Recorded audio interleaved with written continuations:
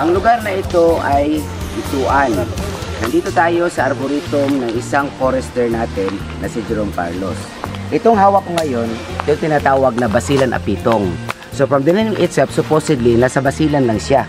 But then itong wild links na ito, tinanim ito, maliit pa siya, galing ito ng buog. So hindi lang pala ang Basilan apitong makikita sa basilan, kundi na makikita din dito sa Sambunga Sibugay, particularly sa buog, no?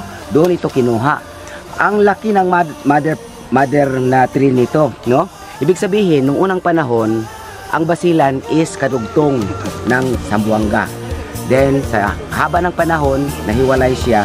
Ito ang palatandaan, ito ang evidence na ang island nung una is kadugtong pa ng Zamboanga.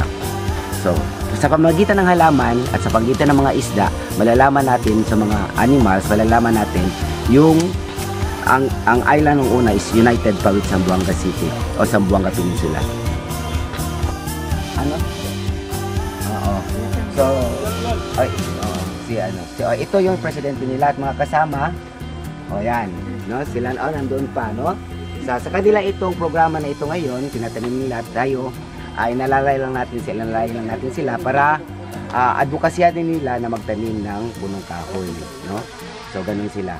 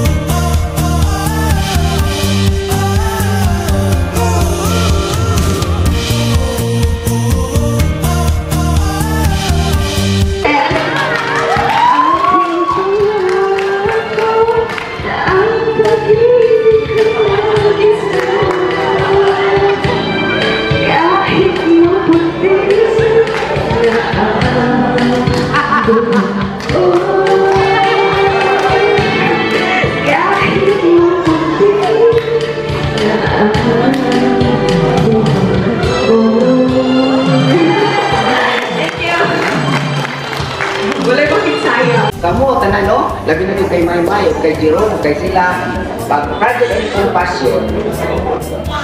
At dili lang Pilipinas ang sa himo ani. Buong Pilipinas karon naghimo. Anak kag isa ka positive sa barangay pero wala ka tulo dito. Alright, sige talay mga bata. Talay, sige form your line dito. Sige form your line. Ang ingon ni teacher form your line.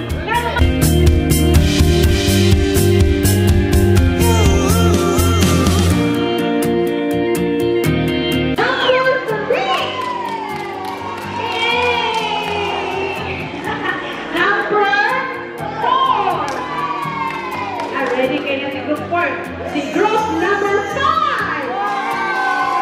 Hala na ko yung isang bata. Yung kakusog na ayaw na. Bagay ka diha. Weng.